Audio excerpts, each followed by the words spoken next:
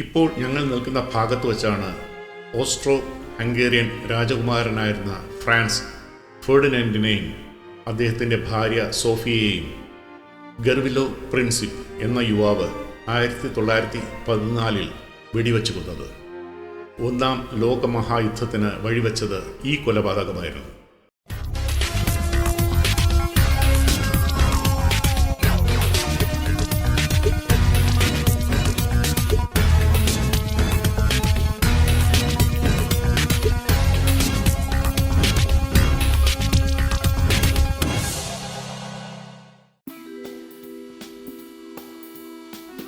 പുതിയൊരു രാജ്യത്തേക്ക് പറന്നിറങ്ങുകയാണ്. സരയേവോ അന്താരാഷ്ട്ര വിമാനത്താവളം. ബോസ്നിയ ഹെർസിഗോവിന തലസ്ഥാന നഗരമാണ് സരയേവോ. വൈകുന്നേരം 7 മണിയായി. വിമാനത്താവളത്തിന് പുറത്തിറങ്ങി നേരെ ഹോട്ടൽ മുറിയിലേക്ക് പുറപ്പെട്ടു. കാഴ്ചയിലറിയാം, ഇതൊരു ഹോട്ടലല്ല, പഴയൊരു വീടോ സത്രമോ ആണ്. അതിലുള്ള മുറികൾ അവർ വാടകയ്ക്ക് നൽകും. ഞങ്ങൾക്ക് ലഭിച്ചത് ഏറ്റവും മുകളിൽ 2ാം നിലയിൽ തട്ടിനോട് ചേർന്ന ഭാഗത്തെ ഒരു മുറിയാണ്. കയറിപ്പോകുമ്പോൾ ആദ്യം കാണുന്ന ഭാഗത്ത് സോഫയും മേശയും മറ്റുമൊക്കെയായി ഒരു പോർട്ടിക്കോ കാണാം. ആ നിലയിൽ 2 മുറികളുണ്ട്. ഓൾഡ് ടൗൺ ഭാഗത്താണ് ഈ താമസം. പിറ്റേന്ന് രാവിലെ പുറത്തിറങ്ങി. ഈദ് അവധിയായതിനാൽ മാർക്കറ്റ് മുഴുവൻ അടഞ്ഞുകിടക്കുന്നു. പല നാടുകളിലൂടെയും അവധി ദിനങ്ങളിൽ യാത്ര ചെയ്തിട്ടുണ്ടെങ്കിലും ഇത്ര ശൂന്യമായി കിടക്കുന്ന ഒരു മാർക്കറ്റ് ഇത് ആദ്യമായാണ് കാണുന്നത്. ഏതാനും സഞ്ചാരികളെ അവിടെ കാണാം. തെരുവിലൂടെ നടന്നു. ഫർഹത്ത് പാഷ മോസ്കിന് പരിസരത്തെത്തി. 16ാം നൂറ്റാണ്ടിൽ നിർമ്മിച്ച ഒരു ദേവാലയമാണിത്. മോസ്കിന് മുന്നിലായി പ്രത്യേക മാതൃകയിൽ നിർമ്മിച്ച ശവകുടീരങ്ങളും സ്മാരകങ്ങളും കാണാം. വീണ്ടും നടന്ന് മുന്നിലേക്ക് പോകുമ്പോൾ ബോസ്നിയ ആൻഡ് ഹെർസിഗോവിനയിലെ ഏറ്റവും വലിയ കാത്തലിക് ദേവാലയമായ സീക്രട്ട് ഹാർട്ട് കത്തീഡ്രൽ കാണുന്നു. ആർച്ച് ബിഷപ്പിൻ്റെ ആസ്ഥാനം ഇവിടെയാണ്. ദേവാലയത്തിനുള്ളിൽ ക്യാമറ അനുവദിക്കില്ല. അതുകൊണ്ട് അകത്ത് കയറി ഒന്ന് നോക്കിയതിന് ശേഷം തെരുവിലേക്ക് ഇറങ്ങി. യൂറോപ്യൻ തനത് ശൈലിയിലുള്ള കെട്ടിടങ്ങളാണ് ഇരുവശവും. നടന്ന് പ്രധാന തെരുവിലെത്തി. പുതിയൊരു സ്റ്റീൽ ആർച്ച് പാലവും മിൽയാസ്ക നദിയും കാണുന്നു. വെള്ളം കുറവാണെങ്കിലും നല്ല വൃത്തിയായി സംരക്ഷിച്ചിരിക്കുന്ന നദി. പൂച്ചെടികൾ കൊണ്ട് പാലം അലങ്കരിച്ചിരിക്കുന്നു. നടന്ന് അക്കരെ എത്തുമ്പോൾ പച്ചപ്പ് നിറഞ്ഞ നല്ലൊരു പാർക്ക് കാണാം. മെയ്ദാൻ എന്നാണ് ഈ പാർക്കിൻ്റെ പേര്. പാർക്കിലൂടെ നടന്നെത്തുന്നത് ലാറ്റിൻ ബ്രിഡ്ജ് എന്ന പാലത്തിനരികിലാണ്. ഇവിടെ നിന്ന് നോക്കിയാൽ ഓൾഡ് ടൗൺ ഭാഗം കാണാം. മിൽയാസ്ക നദിക്ക് കുറുകെ ഓട്ടോമൻ ഭരണകാലത്ത് നിർമ്മിച്ച ഒരു പാലമാണ് ലാറ്റിൻ ബ്രിഡ്ജ്. യുഗോസ്ലോവിയ നിലനിന്നിരുന്ന കാലത്ത് ഈ പാലത്തിൻ്റെ പേര് പ്രിൻസിപ്പ് ബ്രിഡ്ജ് എന്നായിരുന്നു. ബോസ്നിയൻ യുദ്ധത്തിന് ശേഷം പേര് വീണ്ടും ലാറ്റിൻ ബ്രിഡ്ജ് എന്നാക്കി മാറ്റി. ഇക്കാണുന്നത് ചക്രവർത്തിയുടെ പള്ളി എന്നറിയപ്പെടുന്ന എംപറേഴ്സ് മോസ്ക്. പാലത്തിൻ്റെ വടക്ക് ഭാഗത്ത്, ഇപ്പോൾ ഞങ്ങൾ നിൽക്കുന്ന ഭാഗത്ത് വച്ചാണ് ഓസ്ട്രോ ഹംഗേറിയൻ രാജകുമാരനായിരുന്ന ഫ്രാൻസ് ഫെർഡിനാൻഡിനെയും അദ്ദേഹത്തിൻ്റെ ഭാര്യ സോഫിയയെയും ബോസ്നിയൻ സെർബ് വംശജനും വിദ്യാർത്ഥിയുമായിരുന്ന ഗർവിലോ പ്രിൻസിപ്പ് എന്ന യുവാവ് 1914 വെടിവെച്ച് കൊന്നത്. 2 കോടിയിൽ പരം മനുഷ്യരുടെ ജീവൻ നഷ്ടപ്പെട്ട ഒന്നാം ലോകമഹായുദ്ധത്തിന് വഴിവെച്ചത് ഈ കൊലപാതകമായിരുന്നു. ഈ സ്ഥാനത്ത് ഒരു സ്മാരകം മുമ്പ് ഉണ്ടായിരുന്നെങ്കിലും മാറി വന്ന രാഷ്ട്രീയ തീരുമാനങ്ങളെ തുടർന്ന് ആ സ്മാരക ഫലകം അവിടെ നിന്നും നീക്കം ചെയ്യുകയായിരുന്നു. ചരിത്രത്തിലെ കറുത്ത അടയാളം രേഖപ്പെടുത്തിയ ആ ഭാഗത്തു നിന്ന് മുന്നിലേക്ക് നടക്കുന്നു. ഈ ഭാഗത്ത് ഏതാനും റെസ്റ്റോറൻറ്റുകളും കടകളും തുറന്നിട്ടുണ്ട്. മുന്നിലേക്ക് നടന്ന് മറ്റൊരു മോസ്കിന് മുന്നിലെത്തി. Gazi Husrev Beg mosque. 16-ാം നൂറ്റാണ്ടിൽ ഒട്ടോമൻ ഭരണകാലത്ത് നിർമ്മിച്ച ഒരു മോസ്ക് ആണിത്. 15-ാം നൂറ്റാണ്ടിലെ ഒട്ടോമൻ അധിനിവേശത്തിന് മുമ്പ് വരെ ബോസ്നിയ ഹെർസിഗോവിന ഒരു ക്രിസ്ത്യൻ മേഖലയായിരുന്നു. വീണ്ടും മുന്നിലേക്ക് നടന്ന് ബസ്ചാർച്യ ചത്തുരത്തിലെത്തുമ്പോൾ മുന്നിലായി സെബിത് എന്നു പേരുള്ള ഒരു ഫൗണ്ടൻ കാണാം. ഒട്ടോമൻ മാതൃകയിൽ തടി കൊണ്ട് നിർമ്മിച്ച ഈ ഫൗണ്ടനിൽ നിന്നും നമുക്ക് കുടിവെള്ളം ശേഖരിക്കാം. തൊട്ടടുത്തായി ആളുകൾ പ്രാവുകൾക്ക് തീറ്റ കൊടുക്കുന്നത് കാണുന്നു. അതിനപ്പുറം ഒരു റെസ്റ്റോറൻ്റാണ്. അവിടെ ഇരിക്കുന്ന കുടുംബങ്ങളിലെ കുട്ടികളാണ് തീറ്റ നൽകുന്നത്. കൊച്ചുകുട്ടികൾ പ്രാവുകൾക്ക് ധാന്യമണികൾ എറിഞ്ഞു കൊടുക്കുന്നത് കാണുന്നത് മനസ്സിന് സന്തോഷം നൽകുന്നു. കുറച്ചുകൂടി മുന്നിലേക്ക് നടന്നപ്പോൾ വലതുവശത്തായി പഴയൊരു നിർമ്മിതി കാണാം. എന്താണെന്നറിയാൻ ഉള്ളിലേക്ക് കയറി. സെർബിയൻ ഓർത്തഡോക്സ് പള്ളിയാണ്. മനോഹരമായ ഉദ്യാനം അതിനരികിൽ കാണാം. ദൃശ്യം പകർത്തിക്കൊണ്ടിരുന്നപ്പോൾ ഒരു സ്ത്രീ അടുത്തു വന്ന് 5 മാർക്ക വീതമുള്ള 2 ടിക്കറ്റുകൾ കയ്യിൽ വച്ചു തന്നു. കോമ്പൗണ്ടിനുള്ളിൽ കയറുകയും ചെയ്തു. ക്യാമറയിൽ ദൃശ്യങ്ങൾ പകർത്താനും തുടങ്ങി. ഇനി വേണ്ടെന്ന് പറയാൻ സാധിക്കില്ലല്ലോ. പള്ളിക്കുള്ളിൽ ക്യാമറ പാടില്ലെന്ന കൽപ്പനയും വന്നു. അബദ്ധം പിണഞ്ഞുപോയി. പള്ളിയുടെ പരിസരത്തെ ദൃശ്യങ്ങൾ പകർത്തി. പള്ളിക്കുള്ളിൽ കയറി ഒന്ന് നടന്നു നോക്കി. 1539 നിർമ്മിച്ചതാണ് കാവൽ മാലാഖമാരായ മൈക്കൽ, ഗബ്രിയേൽ എന്നീ വിശുദ്ധരുടെ പേരിലുള്ള ഈ ദേവാലയം. പള്ളിയെ വലം വച്ചിട്ട് വീണ്ടും പുറത്തിറങ്ങി നടന്നു. മുന്നിൽ കാണുന്നത് ന്യൂ ടെമ്പിൾ എന്ന പേരിൽ അറിയപ്പെടുന്ന ആർട്ട് ഗാലറിയാണ്. മുൻപ് ഇത് ജൂതന്മാരുടെ പ്രാർത്ഥനാലയമായിരുന്നു. ഗാലറി അടഞ്ഞുകിടക്കുകയാണ്. ശാന്തമായ അന്തരീക്ഷം. അവിടെ കുറച്ചു സമയം ഇരുന്ന് വിശ്രമിച്ചു. ഗാലറിയുടെ തൊട്ടടുത്ത കോമ്പൗണ്ടിൽ ജൂതരുടെ ഒരു മ്യൂസിയമാണ്. അത് അറ്റകുറ്റപ്പണികൾക്കായി അടച്ചിട്ടിരിക്കുന്നു. റോഡിലേക്ക് നടന്നു. ആദ്യം വന്ന ട്രാമിൽ കയറി. ടിക്കറ്റ് നിരക്ക് 1.8 മാർക്കാണ്. എല്ലാവരും ചില്ലറ കരുതിയിട്ടുണ്ട്. അവർ ടിക്കറ്റ് എടുത്ത് സീറ്റുകളിലേക്ക് നീങ്ങി. ഞങ്ങളുടെ കയ്യിലെ 50 മാർക്ക് ഡ്രൈവറോട് നീട്ടിയപ്പോൾ ചില്ലറയില്ലെന്ന് പറഞ്ഞു. തിരികെ ഇറങ്ങാൻ തുടങ്ങിയപ്പോൾ അയാൾ എന്തോ പിറുപിറുത്തുകൊണ്ട് കയറി ഇരുന്നോളൂ എന്ന് പറഞ്ഞു. ഡ്രൈവറുടെ ഔദാര്യത്തിൽ സരയേവോ നഗരത്തിലൂടെ ട്രാമിൽ സഞ്ചരിക്കുമ്പോൾ വല്ലാത്തൊരു ജാള്യത തോന്നി. ട്രാം പോകുന്ന വഴിക്ക് ഇരുവശവും പഴയതും പുതിയതുമായ ധാരാളം കെട്ടിടങ്ങൾ കാണാം. ധാരാളം മനുഷ്യർ ഷാർപ്പ് ഷൂട്ടർമാരുടെ വെടിയുണ്ടക്കിരയായി പിടഞ്ഞു മരിച്ച തെരുവാണിത്. പഴയ കെട്ടിടങ്ങളിൽ വെടിയുണ്ടയേറ്റ പാടുകളും ഷെൽ ആക്രമണത്തിൽ നാശനഷ്ടം സംഭവിച്ചതും കാണാം. ചിലർ അത് ഓർമ്മിക്കുന്ന പോലെ അറ്റകുറ്റപ്പണികൾ ചെയ്യാതെ സൂക്ഷിച്ചിരിക്കുന്നു. ചില കെട്ടിടങ്ങൾ ഭാഗികമായി അറ്റകുറ്റപ്പണികൾ നടത്തിയിരിക്കുന്നു. എലിറ്റ്സ എന്ന അവസാന സ്റ്റോപ്പിൽ എത്തി. അവിടെ പ്രത്യേകിച്ചൊന്നും കാണാനില്ലാത്തതിനാൽ അടുത്ത ട്രാമിൽ കയറി വീണ്ടും ലാറ്റിൻ ബ്രിഡ്ജ് ഭാഗത്ത് തിരിച്ചെത്തി. സരയേവോ സിറ്റി ഹാൾ ആണ് കാണുന്നത്. അതിൻ്റെ പരിസരത്തു നിന്നും കേബിൾ കാർ സർവീസ് ഉണ്ട്. സരയേവോ നഗരത്തിൻ്റെ ഒരു ഭാഗത്തുള്ള ട്രെബിവിക് മലയ്ക്ക് മുകളിലേക്ക് കേബിൾ കാറിൽ പോകാം. അതൊരു നല്ല അനുഭവമാണ്. നിരനിരയായി കാണുന്ന വീടുകൾക്ക് മുകളിലൂടെ കേബിൾ കാർ സാവധാനം മുകളിലേക്ക് പോകുമ്പോൾ സരയേവോയുടെ ചില ചരിത്രങ്ങൾ മനസ്സിലൂടെ മിന്നിമാഞ്ഞുപോയി. തെക്കു കിഴക്കൻ യൂറോപ്പിലെ ബാൽക്കൻ പെനിൻസുലയിലാണ് ഈ രാജ്യം. വളരെയേറെ അധിനിവേശങ്ങളും കൂട്ടക്കൊലകളും നടന്നിട്ടുള്ള ഒരു പ്രദേശം.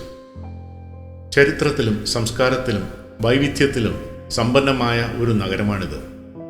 മുസ്ലിങ്ങൾ, ക്രിസ്ത്യാനികൾ, അതായത് കത്തോലിക്കരും ഓർത്തഡോക്സും, ജൂതന്മാർ എന്നിവർ ഇവിടെ ഇടകലർന്ന് വസിക്കുന്നുണ്ടെങ്കിലും ബോസ്നിക്കുകളാണ് ഭൂരിപക്ഷം. യൂറോപ്പിൻ്റെ ജെറുസലം എന്ന പേരിലും ഈ നഗരം അറിയപ്പെടുന്നു. 15-ാം നൂറ്റാണ്ടിൽ ഒട്ടോമന്മാർ സ്ഥാപിച്ച സരയേവോ ഈ മേഖലയിലെ ഇസ്ലാമിക സംസ്കാരത്തിൻ്റെ ഒരു പ്രധാന കേന്ദ്രമായി മാറി. 1878-ൽ ബോസ്നിയ ഹെർസഗോവിന ഓസ്ട്രോ ഹംഗേറിയൻ ഭരണത്തിന് കീഴിലായി. 1914-ൽ ഒന്നാം ലോകമഹായുദ്ധത്തിന് തുടക്കമിട്ട ഓസ്ട്രോ ഹംഗേറിയൻ കിരീടാവകാശിയായിരുന്ന ആർച്ച് ഡ്യൂക്ക് ഫ്രാൻസ് ഫെർഡിനാൻഡിൻ്റെയും ഭാര്യയുടെയും കൊലപാതകം നടന്നത് ഈ നഗരത്തിലാണെന്ന് നേരത്തെ സൂചിപ്പിച്ചിരുന്നു. ട്രെബിവിക് മലയ്ക്ക് മുകളിലെത്തിക്കഴിഞ്ഞാൽ അവിടെ ഒരു വശത്ത് ഇടതൂർന്ന കാട് കാണാം. ഒരു സംരക്ഷിത വനമേഖലയാണ് അവിടം. കാടിനുള്ളിൽ കരടി, വിവിധ ഇനം മാനുകൾ, മുള്ളൻ പന്നി, കുറുക്കൻ, മുയലുകൾ എന്നീ മൃഗങ്ങളുണ്ട്. മറ്റൊരു ഭാഗത്തു നിന്നാൽ സരയേവോ നഗരത്തിൻ്റെ പൂർണ്ണമായ കാഴ്ച കാണാം. കുറച്ചു സമയം അവിടെ ചിലവഴിച്ചിട്ട് വീണ്ടും താഴേക്കുള്ള യാത്ര ആരംഭിച്ചു. സരയേവോ നഗരം 1425 ദിവസങ്ങൾ ഉപരോധത്തിലായിരുന്ന ആ നാളുകളിലേക്ക് വീണ്ടും ചിന്തകൾ ഒഴുകി. യൂഗോസ്ലോവിയയുടെ തകർച്ചയെ തുടർന്ന് 1992 മുതൽ 1995 വരെ ഏകദേശം 4 വർഷം നീണ്ടുനിന്ന ബോസ്നിയൻ യുദ്ധം ആധുനിക കാലത്തെ ഏറ്റവും ദൈർഘ്യമേറിയ യുദ്ധമാണ്. 2000-ഓളം കുട്ടികൾ ഉൾപ്പെടെ 13,000-ഓളം മനുഷ്യർക്ക് ജീവഹാനി സംഭവിച്ച ആ യുദ്ധത്തിൻ്റെ യഥാർത്ഥ കാരണങ്ങൾ നിരവധിയാണ്. വംശവെറിയും ഗോത്രങ്ങൾ തമ്മിലുള്ള തർക്കങ്ങളും നൂറ്റാണ്ടുകളായി നിലനിന്നു പോതിരുന്ന മതവൈരങ്ങളും ഈ യുദ്ധത്തിന് കാരണമായി. യൂഗോസ്ലോവിയയിൽ നിന്ന് ബോസ്നിയ സ്വതന്ത്രമായതും ഒരു കാരണമാണ്. കൃത്യമായ കാരണങ്ങൾ വിവരിക്കുന്നത് ഈ അവസരത്തിൽ അനുചിതമായതിനാൽ അതിന് മുതിരുന്നില്ല. ഇവിടെ കാണുന്ന സരയേവോ നഗരത്തെ ചുറ്റി നിൽക്കുന്ന മലനിരകളിൽ 3 ഭാഗത്തു നിന്നുമാണ് സെർബുകൾ ഈ നഗരത്തെയും ജനങ്ങളെയും പീരങ്കികളും തോക്കുകളുമായി വളഞ്ഞ് ആക്രമിച്ചത്. ബോസ്നിയൻ സെർബ് നേതൃത്വമാണ് ആക്രമണം നടത്തിയതെങ്കിലും അവർക്ക് സെർബിയയുടെ ഭാഗമായ യൂഗോസ്ലാവിയൻ പീപ്പിൾസ് ആർമിയുടെയും പിന്തുണയുണ്ടായിരുന്നു. അവരാണ് സെർബുകൾക്ക് വേണ്ട ആയുധങ്ങളും പടക്കോപ്പുകളും വിതരണം ചെയ്തിരുന്നത്. കൂടാതെ റഷ്യയുടെ രാഷ്ട്രീയ പിന്തുണയും സെർബുകൾക്ക് ഉണ്ടായിരുന്നു. താഴെയെത്തി സരയേവോ സിറ്റി ഹാളിന് മുന്നിലൂടെ വീണ്ടും ഓൾഡ് ടൗൺ ഭാഗത്ത് എത്തി. ഗാസി ഹുസ്രേവ്ബെഗ് മോസ്ക് ഇപ്പോൾ തുറന്നിട്ടുണ്ട്. മതിൽക്കെട്ടിനുള്ളിൽ കയറി അവിടെ വിശ്വാസികൾക്ക് ഉപയോഗിക്കാനുള്ള ഒട്ടോമൻ ശൈലിയിൽ നിർമ്മിച്ച ഒരു ജലധാര കാണാം. അതിമനോഹരമായ രീതിയിൽ ഡിസൈൻ ചെയ്തതാണ് ഈ ജലധാര. മോസ്കിന് മറുവശത്തായി തെരുവിനപ്പുറം സരയേവോ ക്ലോക്ക് ടവർ കാണുന്നു. യൂറോപ്യൻ മാതൃകയിലുള്ള ഈ ക്ലോക്ക് ടവർ ഗാസി ഹുസ്രേവ്ബെഗ് എന്ന ഒട്ടോമൻ ഗവർണറാണ് നിർമ്മിച്ചത്. നല്ല ക്ഷീണമുണ്ട്. ഉച്ചഭക്ഷണം കഴിഞ്ഞ് മുറിയിൽ വന്ന് അല്പം വിശ്രമിച്ചിട്ട് വീണ്ടും പുറത്തിറങ്ങി. യുദ്ധങ്ങൾക്കും മനുഷ്യക്കുരുതികൾക്കും എതിരെയുള്ള മ്യൂസിയമായ the museum of crimes against humanity and genocide സന്ദർശിക്കുകയാണ് അടുത്ത ലക്ഷ്യം. 1992 മുതൽ 1995 വരെ നടന്ന ബോസ്നിയൻ യുദ്ധത്തിൽ ബോസ്നിയകൾക്ക് എതിരെ നടന്ന അതിക്രമങ്ങൾ, വംശഹത്യ, കൂട്ടക്കൊലകൾ എന്നിവയെ ശക്തമായും ആഴത്തിലും വിശദീകരിക്കുന്ന പ്രദർശനങ്ങളോട് കൂടിയ ഒരു മ്യൂസിയമാണിത്. ബോസ്നിയൻ യുദ്ധത്തിലെ ഇരകളെ ഓർമ്മിക്കാനും ഒരു യുദ്ധത്തിൻ്റെ ഭീകരതയെ വിവരിച്ചു നൽകാനും ബോധവൽക്കരണം നടത്താനുമാണ് ഈ മ്യൂസിയം സ്ഥാപിച്ചിരിക്കുന്നത്. കൂട്ടക്കൊലകൾ, പീഡനം, ലൈംഗിക അതിക്രമം, വംശീയ ഉന്മൂലനം, നിർബന്ധിത നാടുകടത്തൽ എന്നിവ ഉൾപ്പെടെയുള്ള മനുഷ്യരാശിക്കെതിരായ കുറ്റകൃത്യങ്ങളെക്കുറിച്ച് സന്ദർശകരിലും പ്രത്യേകിച്ച് യുവജനങ്ങളിലും അവബോധം വളർത്തുക എന്നതും ലക്ഷ്യമാണ്. യുദ്ധത്തിൽ മരിച്ചവർ, പരിക്കേറ്റ ജീവിതത്തിലേക്ക് തിരികെ വന്നവർ എന്നിവരുടെ ചിത്രങ്ങൾ, കൂട്ടക്കൊലയ്ക്ക് ഇരയായി മരണമടയുകയും കൂട്ടമായി കുഴിച്ചു മൂടപ്പെടുകയും ചെയ്തവരുടെ പിന്നീട് വീണ്ടെടുത്ത വസ്ത്രങ്ങൾ, അവർ കയ്യിൽ സൂക്ഷിച്ചിരുന്ന വസ്തുക്കൾ, കത്തുകൾ എന്നിവയൊക്കെ പ്രദർശിപ്പിച്ചിട്ടുണ്ട്. യുദ്ധത്തിൽ കൊല ചെയ്യപ്പെട്ടവരുടെ ബന്ധുക്കൾ നൽകിയ വിവരണങ്ങൾ അവിടെ പ്രദർശിപ്പിച്ചിരിക്കുന്നു. മ്യൂസിയത്തിനുള്ളിൽ ഫോട്ടോഗ്രാഫി അനുവദിച്ചിട്ടുണ്ടെങ്കിലും ചിത്രങ്ങൾ നിങ്ങളുടെ മാനസികാവസ്ഥ അനുസരിച്ച് പകർത്തുക എന്ന ഒരു കുറിപ്പ് അവിടെ റിസപ്ഷനിൽ കണ്ടു. അതായത് ഒരു ജനതയുടെ ദയനീയ ദൃശ്യങ്ങൾ, അവരുടെ മരണങ്ങൾ, അവർ അനുഭവിച്ച യാതനകൾ നിങ്ങളുടെ മനോനിലയ്ക്ക് അനുസരിച്ച് പകർത്താം എന്നർത്ഥം. അതുകൊണ്ട് ഞാൻ അതിൻ്റെ കൂടുതൽ ചിത്രങ്ങളോ വീഡിയോകളോ പകർത്തിയില്ല. പലതും മനസ്സിനെ നൊമ്പരപ്പെടുത്തുന്ന ദൃശ്യങ്ങളാണ്. ഈ വീഡിയോയ്ക്ക് വേണ്ടി ചില ദൃശ്യങ്ങൾ പങ്കുവയ്ക്കുന്നു. വീട്ടുമുറ്റത്തോ മുറിക്കുള്ളിലോ കുട്ടികൾ കൊല്ലപ്പെടുമ്പോൾ അവരുടെ പക്കലുണ്ടായിരുന്ന കളിപ്പാട്ടങ്ങൾ, സൈക്കിളുകൾ, ഫുട്ബോളുകൾ എന്നിവയൊക്കെ അവിടെ പ്രദർശിപ്പിച്ചിരിക്കുന്നു. ദുരിതാശ്വാസം വഴി അവർക്ക് ലഭിച്ച ഭക്ഷണ കിറ്റുകളുടെ മാതൃകകൾ അവിടെ കാണാം. ടിന്നിലടച്ച് ലഭിക്കുന്നതോ പാക്കറ്റുകളിൽ ലഭിക്കുന്നതോ ആയ ഭക്ഷണ സാധനങ്ങൾ മിക്കവയും കാലാവധി കഴിഞ്ഞതോ പുഴുവരിക്കുന്നതോ ആയിരിക്കും. പരിക്കേറ്റവരെ ചികിത്സിക്കുവാനുള്ള മരുന്ന് കിറ്റുകൾ, ഇഞ്ചക്ഷൻ സിറിഞ്ചുകൾ, മരുന്നുകൾ ഒക്കെ UN വഴി ലഭിച്ചതിൻ്റെ മാതൃകകൾ അവിടെ കാണാം. ചില സിഗരറ്റ് പാക്കറ്റുകൾ അവിടെ പ്രദർശിപ്പിച്ചിരിക്കുന്നത് കണ്ടു. ജിജ്ഞാസയായി അതിൻ്റെ വിവരങ്ങൾ വായിച്ചു. തണുപ്പ് കാലങ്ങളിൽ തുടങ്ങിയ ശീലമായിരിക്കാം ഭൂരിഭാഗം ആളുകളും പുകവലിക്കുമായിരുന്നു. യുദ്ധകാലത്ത് ഭക്ഷണത്തേക്കാൾ ഒരു സിഗരറ്റ് കിട്ടാനാണ് പലരും ആഗ്രഹിച്ചത്. പല വഴിയിൽ കടത്തിക്കൊണ്ടുവരുന്ന സാധനങ്ങളിൽ സിഗരറ്റിനും വലിയ ഡിമാൻഡായിരുന്നു. ഒരു പാക്കറ്റ് സിഗരറ്റിന് പകരമായി വീട്ടിൽ വളർത്തുന്ന ഒരു പശുവിനെ നൽകുമായിരുന്നു. ഈ ദൃശ്യങ്ങൾ കണ്ടു നടക്കുമ്പോൾ, ആ കഥകൾ വായിക്കുമ്പോൾ ഞാൻ മനസ്സിലോർത്തു, നാം കേരളീയർ എത്ര ഭാഗ്യവാന്മാരാണ്. ഒരു യുദ്ധം കണ്ടിട്ടില്ല, യുദ്ധക്കെടുതികൾ അനുഭവിച്ചിട്ടില്ല, യുദ്ധം എന്താണെന്ന് പോലും അറിയില്ല. മ്യൂസിയത്തിൽ നിന്നും പുറത്തിറങ്ങി സീക്രട്ട് ഹാർട്ട് ദേവാലയത്തിന് മുന്നിലെ ചത്തുരത്തിലെത്തി. രാത്രിയാകുന്നു. തെരുവുകൾ സജീവമാവുകയാണ്. അധികം തിരക്കില്ലാത്ത ഒരു വഴിയിലൂടെ നടന്ന് ഒരു ചെറിയ പാർക്കിലെത്തി. പാർക്കിന് നടുവിൽ the monument of multi ethnic human എന്ന ശില്പം കാണാം. വംശ വൈവിധ്യമുള്ള അഥവാ വിവിധ ഗോത്രങ്ങളിലുള്ള മനുഷ്യൻ എന്നാണ് പ്രമേയം. ഫ്രാൻസിസ്കോ പെരീലി എന്ന കലാകാരൻ്റെ ഭാവനയിൽ വിരിഞ്ഞ ഈ ശില്പം ഇറ്റാലിയൻ സർക്കാർ ബോസ്നിയയ്ക്ക് സമ്മാനിച്ചതാണ്. അതിനു പുറകിലായി ഒരു മനോഹര ദേവാലയം കാണുന്നു. Serbian orthodox cathedral of nativity. Balkan പെനിൻസുലയിലെ ഏറ്റവും വലിയ ദേവാലയങ്ങളിൽ ഒന്നാണ് ഇത്.